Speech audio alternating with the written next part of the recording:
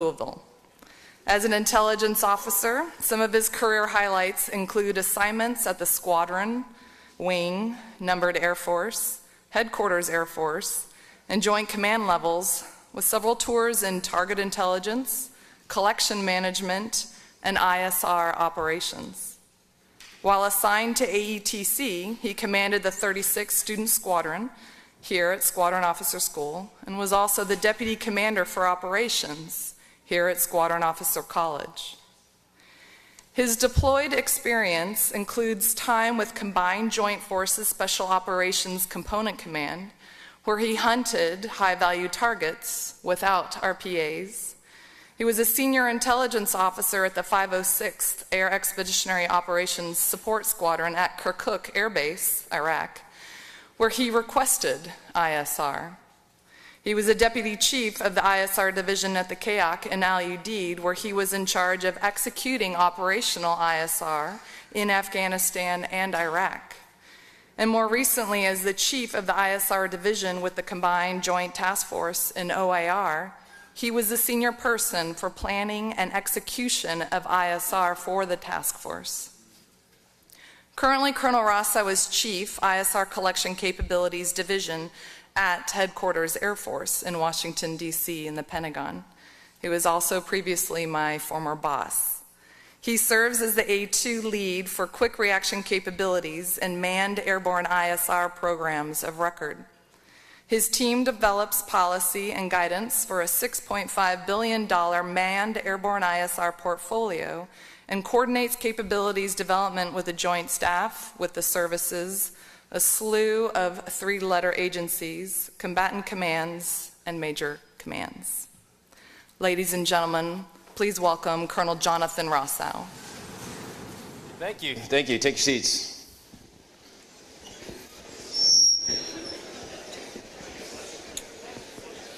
All right. Appreciate that. Thank you, Kelly, for the great intro. Yes, I was once her boss at Air Staff, and then I decided to cut her loose, let her come down here and become an instructor for ACSC. It's great to be back here at Maxwell Air Force Base. Truly an honor, and I appreciate the opportunity to come speak to you about ISR. As you heard from my bio, from my intro, I guess I've kind of done a few things in my past related to that, and I want to relay some of that experience to all of you today. That said, I also realize that I'm at a little bit of a disadvantage here. It's the 11:30 to 12:30 time block for briefings. So some of you, I understand, have been going all morning, and that I'm all that stands between you and the rest of your day. The caffeine levels may be coming down, the sugar may be coming down a little, sugar levels coming down a little bit. And on top of that, your stomachs might be growling. Others of you may have had something to eat. I understand you had a break maybe beforehand, had something to eat, so now you're nice and full and ready to go to sleep. So then the fourth thing is then you've got for the next hour the soothing tones of my voice in this nice big blue bedroom talking to you. So I realize I'm at a disadvantage. I brought a few props with me that hopefully will get me through this brief with you guys and capture your attention and maintain it. So first, $10 bottle of beer. That is a pretty good bottle of beer. I think it says 10.2% alcohol in that. That'll put you to sleep.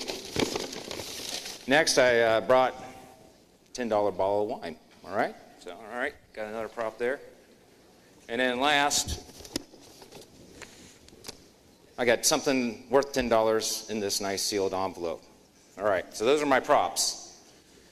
So some lucky participants are going to get to go home with the props at the end of the brief today. So we'll see how we do. Have I captured your all's attention at this point? All right. Some of you are like, wow, I want that bottle of beer. All right. But I do think, so why am I here? I want to talk about ISR. And aside from just the opportunity to get out of the Pentagon, which is always a good thing, ISR is really near and dear to my heart. 23 years in the business, for the most part, and there's some observations that I'd like to offer you all. Now, I think ISR is important for three main reasons and why I think you should care. First, Global Integrated Intelligence, Surveillance, and Reconnaissance. That is one of our 5 core missions in the United States Air Force. All right, that's reason number 1. Second reason, if you think about what we have done as an Air Force, and at the birth of our Air Force, what did we do with one of our very first aircraft? We did reconnaissance. We went over and we checked out what the adversary was doing, and we came back and reported. That was the first thing we did with the aircraft. Then we realized, hey, while we're over there looking at the adversary, we can also drop a bomb on them.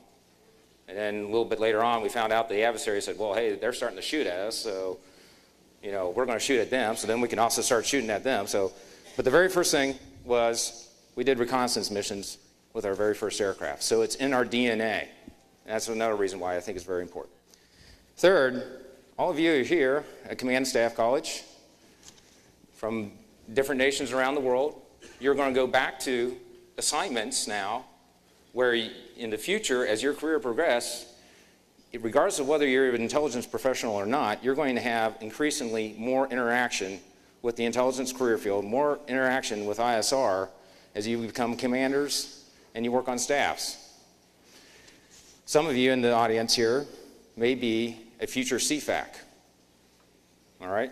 And you're going to need to understand how this intelligence, surveillance, and reconnaissance work. Some of you in here may be a future Joint Task Force commander, and you're going to be in charge of a specific operation, and you're going to need to understand how do your intelligence professionals best employ to meet your requirements for mission effects in the battle space.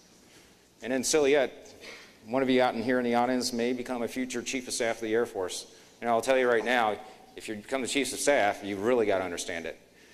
And we've been having a lot of discussions here recently with General Goldfein, in which, by the way, he really gets it with ISR, but a lot of discussions on how do we improve, how do we make it better, how do we achieve the things that we need to do out in the combatant commands for all the different operations and all the different problems that we have that's going on out there. So that's my why. That's why I'm here. I'll offer that there are 5 key points that I want to give you today that I think are key as you move out in the future. First is ISR clarity, what we mean by ISR. Second is focusing on intelligence requirements for mission effects. The third is that all collection is valuable, but not all collection can be valued the same.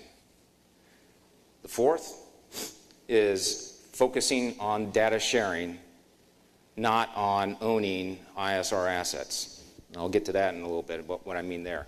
And then last, I think our asymmetric advantage in the future is how quickly we're able to process large volumes of data, analyze it quickly, and get it back out to those that need it for desired mission effects across the battle space. It kind of goes back to Boyd's OODA loop. How quickly are you able to execute that OODA loop? How quickly are we able to bring data fuller around? All right, so ISR clarity. This is where I get into some audience participation. When I was going to IDE 12 years ago, I hate to say it, that was 12 years ago, I thought about it this morning, I took an elective class called Perspectives in ISR. This was around in 2005 timeframe. My instructor had one question: what is ISR? What is ISR? And for 9 weeks, 9 classes, we had 9 senior leaders, 9 general officer senior leaders type coming from either the intelligence community or outside the intelligence community come tell us what ISR meant to them. And if you're keeping track, and I was writing it down, keeping track of all the different themes, you come to realize no one had the same definition of what ISR meant. In fact, the definitions among all 9 vastly were different. They weren't necessarily incorrect, but they all chose to emphasize different aspects of what ISR meant to them. And then you can imagine on our test, there was one question. What was that? What is ISR? Our turn. You get to write down, what is ISR? I'll tell you that I came away from the class with a newfound perspective that we still hadn't come to grasp with what ISR is, and I will tell you the term ISR, intelligence, surveillance, and reconnaissance, really kind of came into vogue after 9/11 and has kind of grown in tandem with the rising of medium altitude RPAs like the MQ-1 and the MQ-9. And so a lot of times today, I think when people say, hey, I want ISR, they're usually, when I'm in these conversations, are referring to, I want a medium altitude RPA, I want a Predator or a Reaper to go do something, but they're not thinking in large ISR and what's going on with that. So I ask you, what is ISR? And I'm looking for a participant. Who wants to take a stab at telling me what they think ISR is? Show of hands. Anybody? Who wants to take a stab? There may be beer, there may be wine on the line up there. Who wants to take a stab at it? I need at least 3. Anybody? Oh, come on. This is easy. You guys are going to make me pick somebody. Okay. Anybody raising their hand yet? No? Man, this is going to be a long break. Oh, there we go. All right. Got the first one. There we go. That's being obvious. It's intelligence. All right. And the process that you gain that information. What was that again? The process that you gain intelligence and conduct surveillance and exploit reconnaissance. It's the process. Okay. All right. I'll accept that answer. That's pretty good. All right. Another one. You can't say it's intelligence, surveillance, and reconnaissance. It's trying to understand the environment and what you're operating against. Trying to understand the environment and not what you're operating against. Okay. I got to remember you two guys, all right? I'm going to remember you guys because you guys get to come up. You get the bonus round of questioning, but you get to do it up front, all right?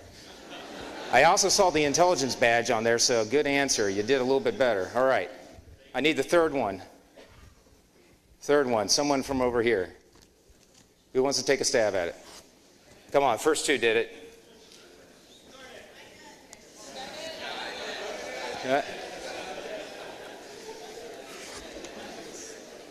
Who? All right. Go for it. It's a what? System. Acquiring data? All right. Very good. A system for acquiring data. I like that. That's a pretty good answer. Okay. All right. Shoo. I was hoping that I was going to have more hands up on that, but that was tough. But okay, we made it through that. All right. You gentlemen, all right, I'm going to ask you guys to come up here in a minute because you got a little bit more participation now. See, no good deed goes unpunished. You get to come up for a bonus round. So there's that question. What is ISR? So my question out here, show you a couple pictures here. Is that ISR? Yes. Okay. All right, we got yeses. What about that? I hear yes. I hear somebody saying no. Electronic warfare support.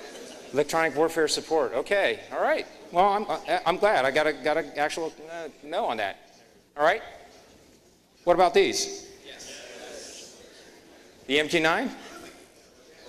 Yeah. Oh, someone's. Yeah. Okay. Didn't like that one. The F-16. Is that ISR? Yeah, okay, got some no, got some yeses. Okay, how about the F-35 down on the bottom? Okay. What about these? Space-based asset? Something up in space, maybe? All right, the lower picture, that's my weak attempt at cyber. Is cyber ISR? Okay, I'm getting lots of yeses, all right. A lot of affirmative yeses over here. I appreciate you guys chiming in there. Okay, how about the guys and gals in a dark room staring at a computer? Is that ISR? Okay. So, I like some of the answers that I got from the audience. One was, talking about a process, and one was talking about a system. And so what I would tell you is, as you went through those pictures, I think I was getting the appropriate responses. I was getting yeses and no, because I would say yes and no for all those pictures up there about them being ISR. Yes, and a great number of those pictures were actually the collection platforms themselves, but that's not really ISR. That's just one piece of the process, one piece of an ISR system. That's not the totality of ISR. Then I started to show you some pictures from other domains outside the air domain.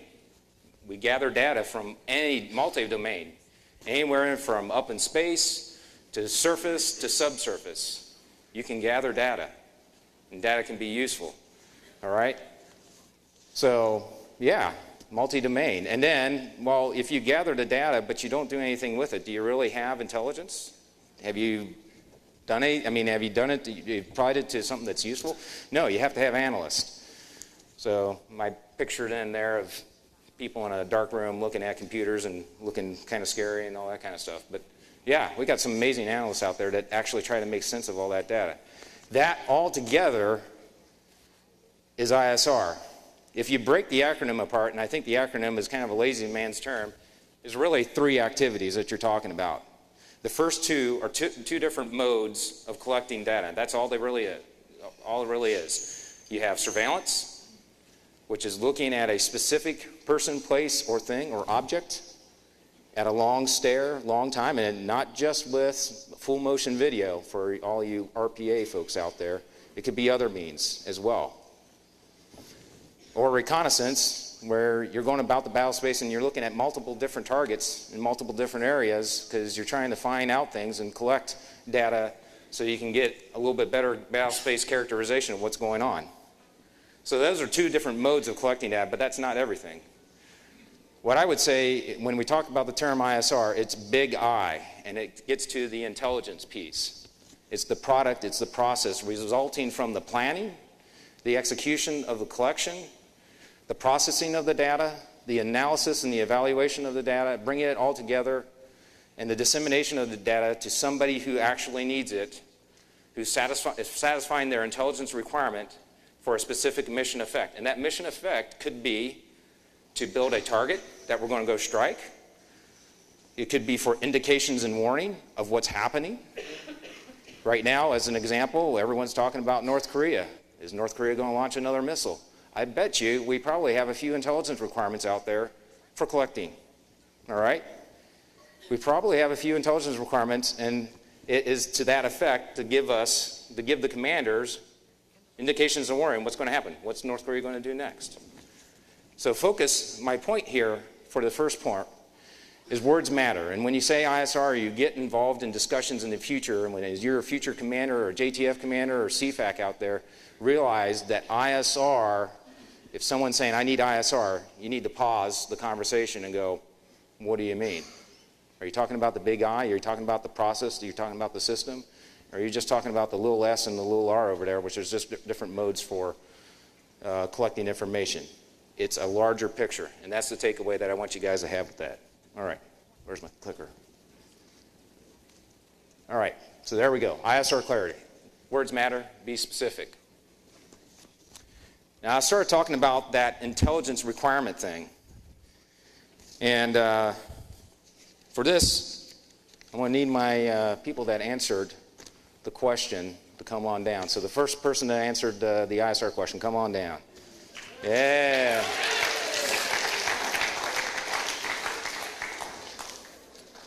All right. This is going to be your parting gift today. I'll let you hold it right now, but you can't take it with you, all right? You can check it out. It's pretty good, right?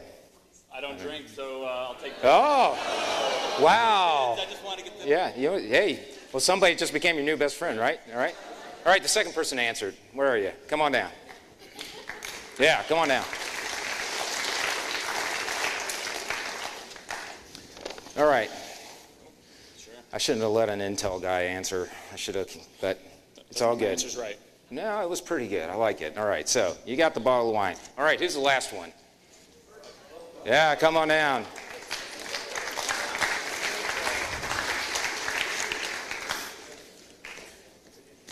You get the mystery envelope. Thank you, sir. All right. All right, now, here's a question for you. All right, here's actually the second test. You haven't quite earned these yet. All right. I have in my hand Swiss Army knife. All right? You see, nice Swiss Army knife. All right, you, sir, pick out the implement that you would use to open that bottle of beer. I would use the bottle opener. Go find, all right, go find that. Allowed Yeah. to use sharp objects. You're not allowed to use sharp objects? Okay, sorry, there, all right. You passed your test. You got it, the bottle opener. All right, very good. What would you do to open that bottle of wine? Corkscrew. Corkscrew, all right, there you go. Hey, we got it all. There we go, corkscrew. You passed your test, you get to keep that bottle. All right, and you, sir, what would you pick? Do I need to use this? You need to use that. All right. I would use a sharp knife. You would use a sharp knife. All right. Yeah, it should be somewhere here. Yeah, there's somewhere there. Yeah, exactly. For example, this one. Ah, okay. The small one. You picked out the tiny one. Okay. Well, all right. That's cool. There you go. Hey, that's good, though. It opens the envelope. Right. Very good. You all passed that test. Now, I'm going to walk over here and go, I'm going to give this to you. I want you guys to simultaneously open your party gifts with that implement. Can you do it? Possibly. Possibly. Yeah. All right. Is this like some sort of SOS test here, you know, Project X again? How do you do that? No, don't actually do it. All right. All right. But you guys did momentarily stare at me. You went, I don't know what you're saying. I simultaneously open all these? All right. So, what if I were to come back and I went, I'll take that from you, and I go, all right, I'll give you this. You've got the wine. I'll give you a wine opener. How about that? Okay, I'll give you that. And then I'll give you a knife. Here's a real knife, all right? There you go, big one. All right. Point is now, if I ask you all to simultaneously open your parting gifts, can you do it? Yes. Absolutely. Very good. You guys passed your final test. I'll ask that you leave your parting gifts up here. At the end of the brief, come back and pick it up. You can hand over that beer to, I'm sure, who drinks beer in the audience? Who would like that beer? Okay, yeah, there's a couple people. All right. Thank you very much. I appreciate your participation. I'll let you go back. All right.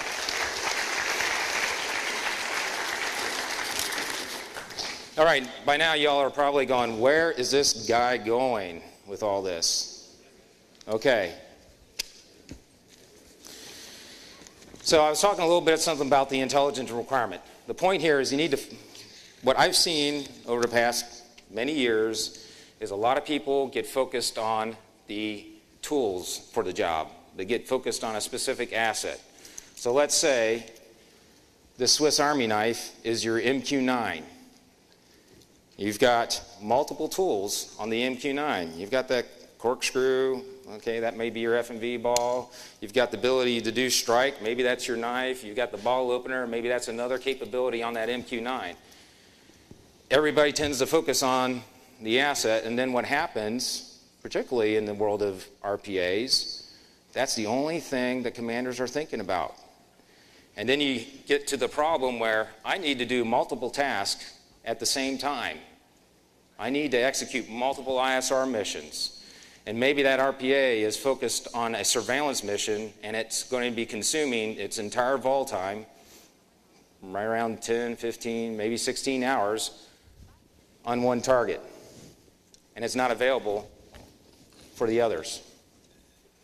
People forget that, oh, wait a minute, I've got another platform that may be specialized and can also work that target at the same time. And yet maybe another platform that can do the same over here, and it can service that target.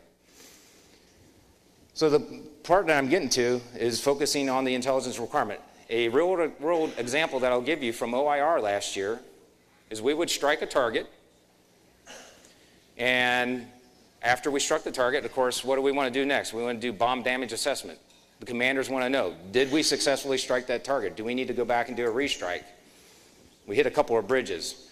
All right, what were the commanders asking the ISRD boss to do? They were coming back to me and were going, hey, I want you to take that MQ9 and I want you to go fly it over there, over that bridge, and tell me if we struck that target, if we were successful. Well, why do I want to do that, sir? This asset's going to work on the next set of targets that we need to strike. I've got another asset that is just as capable. In fact, it's actually better designed, and I can get you the BDA maybe even quicker than flying, an RPA all the way up there to get to the target. So that was my main point was, hey, there are many tools for the job out there. We have quite a few. We have an unprecedented number of medium altitude RPAs, but still it doesn't seem to be enough. The main point is there's a tool for every job. You should trust the intelligence airmen. We're working in the intelligence community of building our bench of professional intelligence airmen that understand all the different collection tools that are available to them and at their disposal out there, and how to go at the intelligence requirements.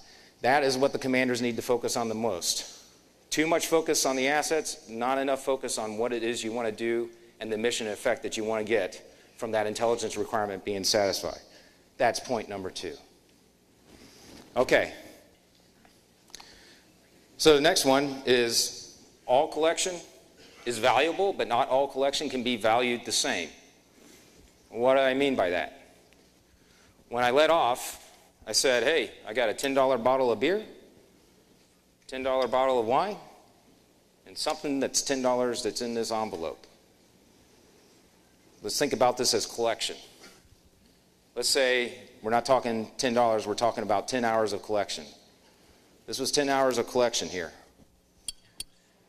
All right, in this 10 hours of collection, I found maybe some potential compounds of interest. Maybe I confirmed some targets that I need to go after. Maybe I found out some things about enemy intent. Maybe I got a lot out of that 10 hours of collection. So this is a pretty good 10-hour investment. Same 10 hours, or different, 10 hours of different ISR collecting, and let's say we collected 200 targets on this, but we only need 10 of those 200 are really of any kind of information value for what I'm going to be doing in the battle space. So, for the wine enthusiasts out there, $10 bottle of wine, could be good, might not be. Same thing with your $10 that you invested in intelligence collection. That may not necessarily, it might have some value, but it's maybe not as valuable as this 10. And then the last one, I don't know, sealed envelope, $10. I don't know what's in here. Oh, I do. You guys don't. But the point here is I may have just done 10 hours of collection, and the data that's going to be used isn't really relevant for right now, but is relevant for the future. And it might be something that's relevant for foundational intelligence, characterization of the battle space in a future operation. My point here is what we tend to get into these days, and I've seen this when I've been out at the CAOC, I've seen this on the air staff, I've seen it last year when I was out in OIR, is we make the mistake of trying to evaluate our intelligence collection right away from a single collection asset, and we try to say, well, how do you know that this was valuable? How do you know that this was an effective use of our ISR?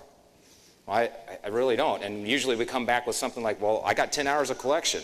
Well, what did that mean? What intelligence requirement did it answer?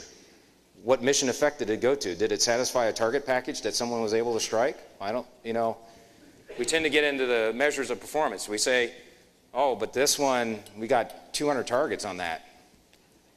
All right, what did the 200 targets go and do? I think you guys get the point. All of it's valuable, but not all of it can be valued the same. That is a key point that I want you guys to take away with that. There you go. The really important part is, did the collection go and satisfy intelligence requirement? That leads me to the fourth point.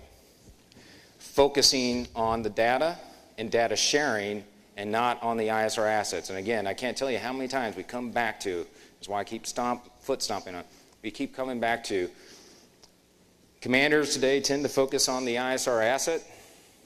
I want my RPA, I want my U2, I want my RC-135, you name it. They're focusing on that, but they're not focusing on being able to share the data. We have platforms that are very, very capable. They can collect across multiple combatant commands. The real world example that I'll tell you about is in the problem that we create, this is a doctrinal problem, is right now we allocate, U.S. Air Force, through the Joint Staff, and Joint Staff is a joint manner, we allocate our airborne ISR through what's known as the Global Force Management Allocation Plan. And we allocate out to different combatant commands. And this creates a culture of ownership. So your combatant commanders out there, I'll pick on CENTCOM for a second, they'll say, you just allocated me this MQ-9. This is my MQ-9. I'm not going to let anybody else use it. No one else gets to use this one. This is my U-2 or this is my RC-135. It's mine. I'm not going to let anybody else use it. Problem is our airborne ISR has far-reaching capabilities and can reach multiple commands in a single mission. So we're not allowing ourselves to be agile and flexible to collect on multiple different collection requirements out there and satisfy multiple collection requirements within the same mission, because our current system for how we allocate is very restrictive. And it gets compounded because then you get it allocated to the combatant command level and it goes down next to Joint Task Force level. So CJTF-OIR, where I was at last year, they get a portion from CENTCOM of that ISR allocation, and OIR goes, this is mine. Resolute Support gets theirs, and they go, this is mine. And then they try to steal from one another, and that's always a fun time. We spend a lot of time focusing on trying to who gets to own the ISR assets, and the fact of the matter is it always ends up focusing on what can be collected in just one domain, not what we are able to collect in multiple domains. And oh, by the way, unclassified collection out there is huge. Literally, lots of data out there that you can gather by unclassified means, and we've been proving it here recently with some experiments on how we're able to pull things just from the ordinary world, but answer critical intelligence requirements of the commanders out there. So focus, again, focusing on your intelligence requirements is important, but then focusing on the data sharing. What we find is a limp fact now, and this also gets into policy type issues, is people collect data and they think I'm the owner of the data, I got to hold on to this data. I don't share it with anybody else. I don't share that. We're trying to break down those barriers. We want the data to be free flow and free sharing, and we also want to do that with our coalition partners, any of our allies. Anywhere in the world where we go to fight, we are partnered with other nations, and it's all about how we share the data, and that's where we become the most effective. All right. So I beat that point. Don't waste your energy on trying to own ISR assets. Spend it on data access. And that's where we're currently driving the fight. Let's get to my fifth one. The asymmetric advantage, if I can use a buzz term, in the future is going to be all about how we fuse that data together. What are we doing to enable our analysts to look at soundly written intelligence requirements, know what mission effects are needed to be achieved, and how quickly they can bring the data together for decision quality in multiple domains. Our future fight, just like it was in the past, is how short can we make that OODA loop? How fast can we make that happen? How fast can we get the data to the tactical edge where people can use it, where it's needed the most? That is where we need to be focused. Later is for the fusion warfare. And I think if I look at my notes for a second, we've done some of this before in the past. So an example I'll give you. In my intro, Kelly mentioned that shortly after 9/11, I was with CIFSOC, Combined Forces Special Operations Command Central, and we were doing some of the early HVI hunting in various countries. And that was back before we had all these RPA assets out there. In fact, I had 5 HVI targets that I was responsible for hunting. We found all 5, did not use a single RPA FMV ball to do it. Used all other sources and methods of intelligence collection and data out there to build the target packages that we then turned over to our SEAL teams and other teams to go execute and go bag those HVIs. We never used an FMV asset, but nowadays we get really lazy and we always think we got to have that RPA. So really what I'm talking about here in fusion warfare, we were already kind of doing that a while ago.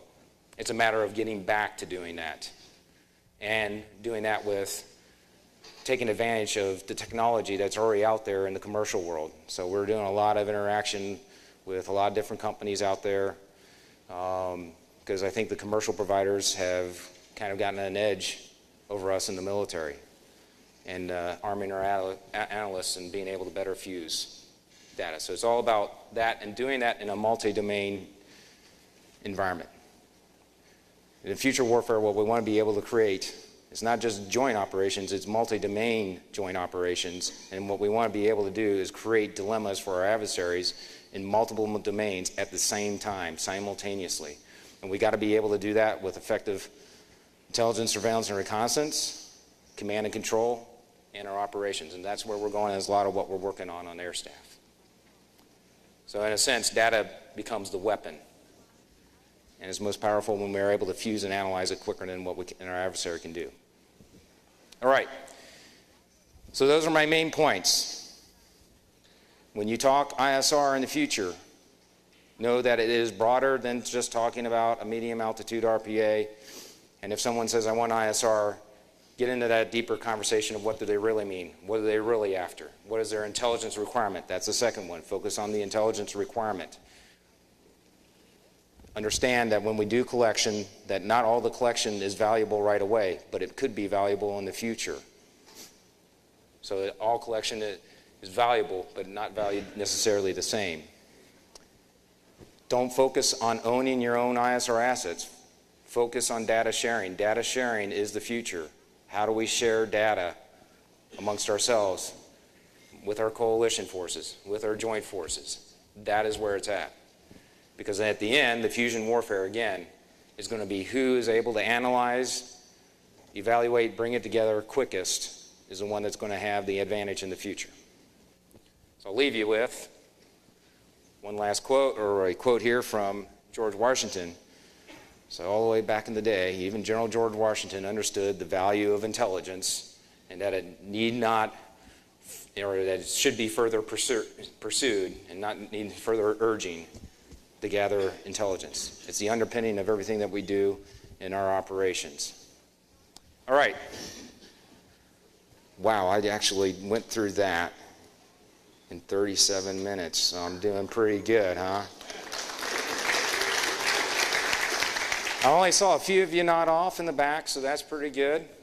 What I'd like to do is open it up for questions. You've got me to the bottom of the hour, and I'm happy to speak about anything ISR as much as I can in an unclassified, open forum.